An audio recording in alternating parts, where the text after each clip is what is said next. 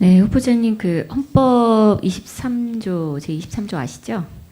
모든 국민의 재산권은 보장되고 내용과 한계는 법률로 정하고 그리고 또 2항에 가면은 재산권 행사는 공공복리에 적합하도록 하여야 한다. 이 굉장히 중요한 조항인데요. 이 재산권과 관련해서 사실 또 현실에서는 그 서로 이게 상대방이 있어서 재산권을 둘러싼 그런 갈등이 상당히 많이 있는 것이 사실입니다. 그리고 또 뭐 재산권과 인권 뭐 이런 그 문제가 충돌하는 경우도 상당히 많이 있는 것으로 알고 있고요. 아까 그 이렇게 모든 말씀에서 말씀하신 것 같은데 사회적 기본권에 대해서 조금 더 관심을 기울이겠다 이런 적극적인 그 의지를 피력하신 것으로 알고 있습니다. 그래서 뭐 여성이라든가 노인, 뭐 청소년 거기에 또 사회적 약자, 그래서 특히 경제적 약자라고 얘기할 수 있겠죠. 그래서 그런 그 헌법적 가치의 재산권도 중요하지만 또한 이런 재산권과 인권이 충돌할 경우에는 경제적 약자의 그 권리가 조금 더 많이 배려될 수 있는 그런 노력들을 하실 것이다라고 좀 기대가 되는데요. 대표적인 예 중에 뭐 그 요즘에 이제 젠트리피케이션 문제가 이렇게 굉장히 크게 불거지고 있죠. 뭐 그 과정에서도 뭐 재산권의 행사의 문제와 행사 과정에서 벌어지는 인권 침해 문제. 물론 이제 그 최근에 대표적인 사건은 결국 임차인이 폭력을 행사함으로 인해서 상당히 이제 주목을 받기도 했고, 근데 그 사전에 이미 그 최종 그 형을 받은 그 이 임차인의 경우가 이전에 사실 이미 손가락 그 몇 개가 강제 집행 과정에서 절단되는 사고로 인해서 병원 신세를 져야만 했습니다. 그때도 뭐 서로 이제 고소고발전 그 폭력의 가해 피해 이 그 사실을 둘러싼 갈등이 있었지만 결국 그 폭력 행사에 직간접적으로 그 가담했을 것으로 추정되는 임대인이 처벌받은 건 없습니다. 이후에 이제 임대인이 그 다시 한 번의 강제 집행을 무리하게 집행하는 과정에서 이제 임차인이 폭력을 역으로 행사해서 지금 최근에 이것이 사건이 굉장히 불거졌는데요. 이와 관련된 헌법 소원이 이제 두 건이 있거든요. 상가임대차 보호법과 관련돼서 이제 보호 대상 범위를 제한한 것에 대한 헌법 소원이 있었고요.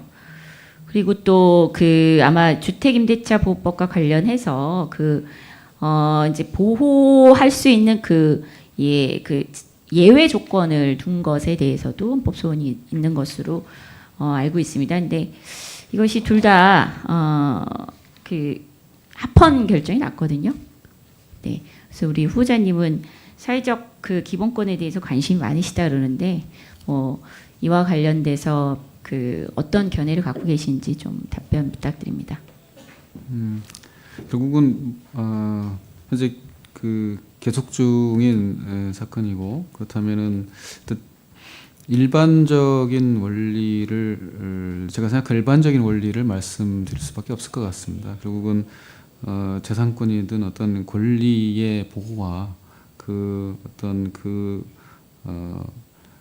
그와 어떤 대치되는 위치에 있는 어떤 그 사람들의 의원님께서 말씀하셨듯이 그 인권의 문제 이 부분 그러니까 권리의 보호와 어떤 면에서는 그 한계 그리고 또 인권의 문제 이런 부분들을 종합적으로 고려를 해서 판단할 수밖에 없지 않을까 이렇게 생각을 합니다. 또 뭐 일반적인 말씀을 드려서 그렇게 합니다만 답변이 일반적이긴 하지만 사실 저는 뭐 이렇게 흔히 있는 판결 결과를 보면 그런 일반적인 상식에 부합하는 판결의 결과가 아닌 경우도 너무 많아서 최소한 그 이런 그 재산권 인권 혹은 재산권과 또 다른 재산권이 충돌하는 그런 갈등의 국면에서 조금 더 상식적인 눈높이의 법 집행 그리고 이제 헌법재판소의 그 판단 이런 것들이 좀 더 강조될 필요가 있지 않겠는가 오히려 그런 말씀 좀 드리고 싶고요.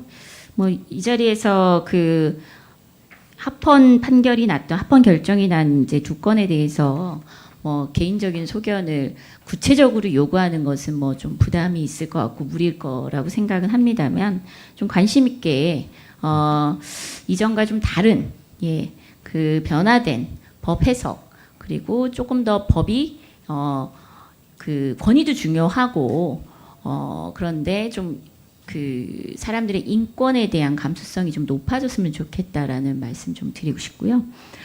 그 민사집행법에서도 좀 그런 게 있습니다. 그래서 채권 채무 관계에서도 좀 충돌이 나는 경우가 많이 있죠. 채권자의 재산권을 보호하기 위한 여러 이제 법 집행들이 존재하는데 문제는 그 과정이 채무자의 인권을 지나치게 침해하는 것으로 보이는 내용들이 꽤 있습니다. 그래서 또 이제 감치제도라는 것이 있거든요.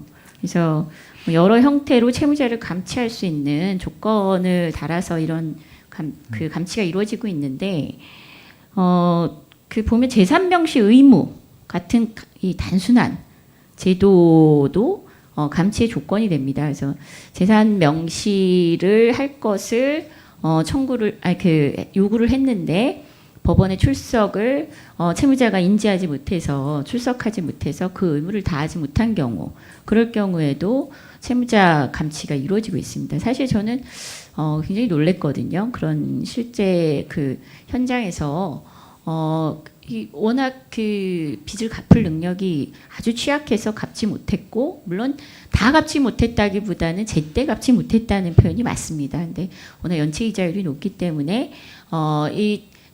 그 채무 원금의 몇 배 이상을 갚아도 제때 갚지 못함으로 인한 징벌적 이자 이것이 계속 쌓여서 추심에 계속 내몰리고 있는 취약계층 분들을 어떻게 하면 그 법과 제도가 좀 더 보호해야 될까 이래야 되는데 오히려 채권자들은 이런 제도를 아주 잘 이용을 하거든요. 그래서 재산 명시 법원에 신청을 하고 그것을 인지하지 못한 채무자가 출석하지 못했다는 이유로 뭐 자녀들 보는 앞에서 수갑이 채워져서 그렇게 감치되는 사례들도 이렇게 있습니다. 그와 관련돼서도 그 이제 그 헌법재판소에서는 좀 그 이 현실의 이 비참함과는 좀 다른 결론을 내린 바가 있습니다. 그래서 좀 이것 또한 그 인권과 재산권의 충돌인데 지나칠 정도로 우리 법 제도가 재산권 중심으로만 이 법이 해석되고